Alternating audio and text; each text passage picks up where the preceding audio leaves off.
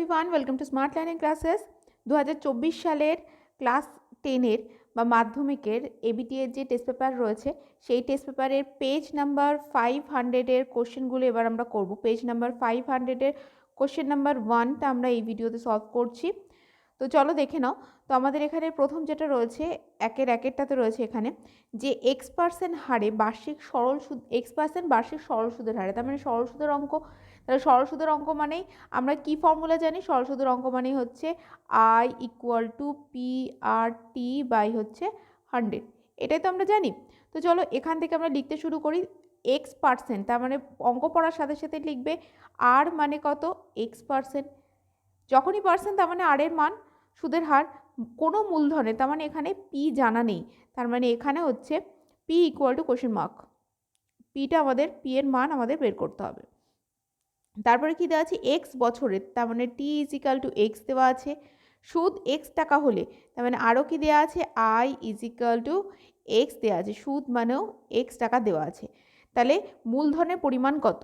P = PRT/100। এবার আমাদের কী বের করতে হবে? P = বের করতে হবে। তাহলে এইবার আমি অঙ্কটা কিন্তু তোমরা এই জায়গাটায় লিখে নেবে।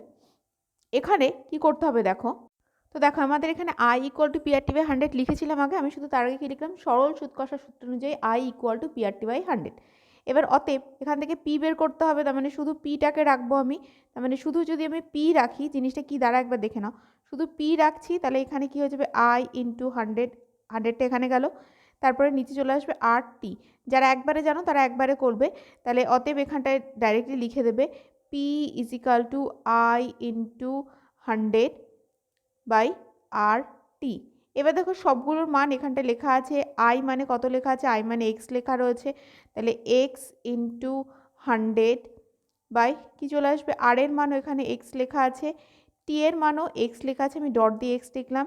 এখান থেকে আমাদের কি হবে? একটা একটা করে x কেটে যাবে, তার মানে আমাদের অ্যান্সার কত হয়ে যাবে? 100/x। তার মানে অপশন নাম্বার সি হয়ে যাবে আমাদের অ্যান্সার। নেক্সট কোশ্চেন দেখো এখানে কি দেওয়া আছে। নেক্সট কোশ্চেন দেওয়া আছে, একটা সমীকরণ দেওয়া আছে, এটা হচ্ছে দ্বিঘাত সমীকরণের সাধারণ আকার। ax² + bx + c সমীকরণে বীজদ্বয় সমান হলে, বীজদ্বয় সমান হলে কি হয়ে যায়?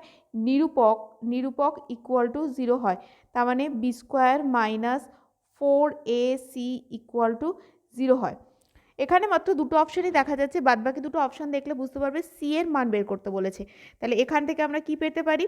এখান থেকে আমরা বের করতে পারি b² = -4ac-টাকে ওই পাশে দিয়ে দিলাম 4ac। এবার দেখো এখান থেকে যদি আমরা শুধু সিটাকে রাখি, তার মানে কি চলে আসবে আমাদের? b²/4a, তাই তো? সি মানে b²/4a, 4aটাকে নিচে নামিয়ে নিলাম। তার মানে আমাদের কোন অপশানটা হয়ে যাবে? এখানে অপশানটা যদি দেখা না গেলেও আমি এখানে, তোমাদের বই নিশ্চয়ই আছে, অপশান নাম্বার ডি হয়ে যাবে আমাদের অ্যান্সার। সি = b²/4a হয়ে যাবে আমাদের অ্যান্সার। নেক্সট অঙ্ক দেখে নাও। নেক্সট অঙ্ক দেখানোর আগে এখানে দেখো আমি যেরকম বলেছিলাম আগের অঙ্কটার অপশন নাম্বার ডি হয়ে যাবে অ্যান্সার।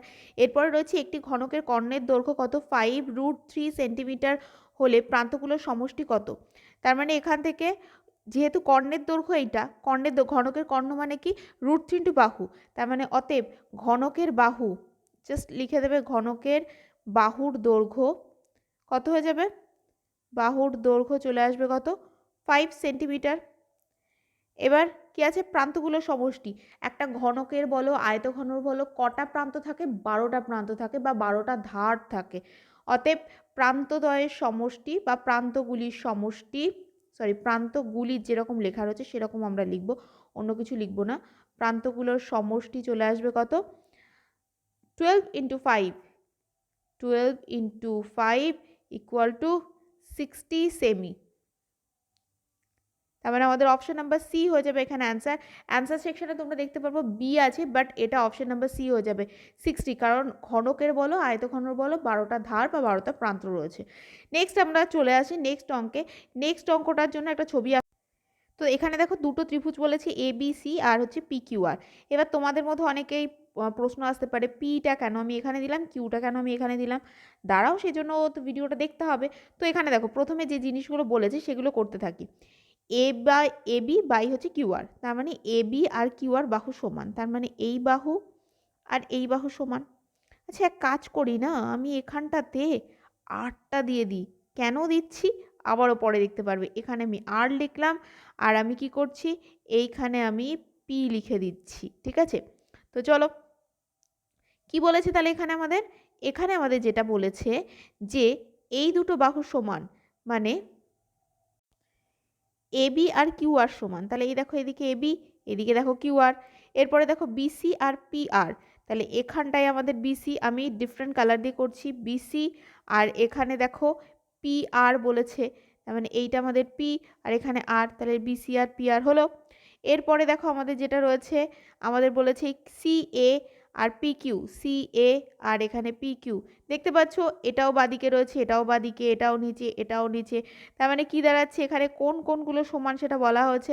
তার মানে এখানে কোন কোন সমান হবে, এখানে এখানে অবশ্যই আমাদের যে কোন দুটো সমান হবে, আমাদের এখানে এই কোণটা এ কোণ আর কিউ কোণ সমান। তার মানে এখান থেকে কোণ এ সমান কোণ কিউ।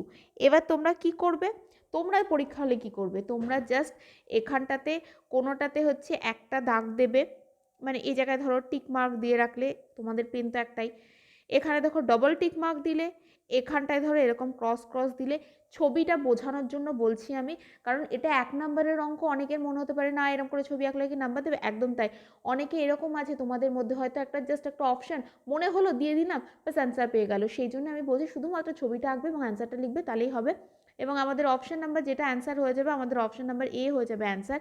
নেক্সট কোশ্চেনে আসছি। নেক্সট কোশ্চেনে আমাদের এখানে দেওয়া আছে 5 নম্বরে 6, 7, x, 8, y, 14 এর গড় হচ্ছে 9 হলে কোনটা সম্ভব।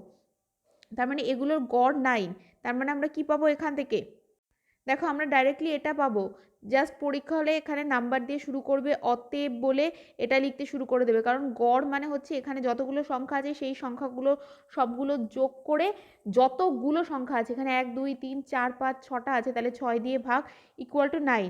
এবার দেখো আমি সবগুলো যোগ করে কত পাচ্ছি দেখে নাও। দেখো এখানে আমি করে দিয়েছি, সবগুলো যোগ করে 35 হয়েছে। তারপর হচ্ছে 54 থেকে 35 কী করে 54 হলো, 6 নং 54।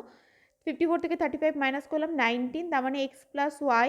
আমরা কি পেলাম, আমরা এখান থেকে পাচ্ছি X plus Y equal to 19। কোন option, option number B, X plus Y equal to 19। এটাই হচ্ছে আমাদের অ্যান্সার। পরের কোশ্চেন দেখে নাও, পরের কোশ্চেন 6 নাম্বার কোশ্চেন, যেখানে দেওয়া রয়েছে root tan 3 theta equal to 1। তার মানে আমরা এখান থেকে পেতে পারি root tan 3 theta equal to 1। সেই লাইন থেকে আমরা পরে কি লিখতে পারি, ট্যান 3 থিটা ইকুয়াল টু 1/√3। 1/√3 মানে কি, 1/√3 মানে কিন্তু ট্যান, এক লাইনেই লিখবে, 1 নম্বরের কোশ্চেন, বেশি লেখার দরকার নেই, ট্যান 30 ডিগ্রি। এইবার মনে করো দুই সাইড থেকে ট্যান ট্যান ক্যান্সেল হয়ে গেল, মানে তোমাদের জাস্ট ভেবে নিতে হবে যে ট্যান এই ট্যান কেটে গেল, কিন্তু কাটবে না। তার মানে আমাদের কি চলে আসবে, 3 থিটা ইকুয়াল টু কত, 30 ডিগ্রি। এবার তাহলে থিটা ইকুয়াল টু কত হয়ে যাবে, 30 ডিগ্রি বাই 3, তার মানে হয়ে যাবে 10 ডিগ্রি। তার মানে আমাদের অপশন নাম্বার এ হয়ে যাবে অ্যান্সার। তো এর সাথে কিন্তু আমাদের 1 নম্বরে সবকটা কোশ্চেন কমপ্লিট হয়ে গেল। হোপফুলি খুব ভালো করে বুঝিয়ে দিয়েছি, বুঝতে পেরেছো। নেক্সট কোশ্চেন অ্যান্সার দেখার জন্য চ্যানেলকে সাবস্ক্রাইব করে নাও। নেক্সট ভিডিও খুব তাড়াতাড়ি আপলোড হবে। ভিডিও ভালো লাগলে অবশ্যই লাইক করবে এবং ফ্রেন্ডসদের সাথে শেয়ার করবে।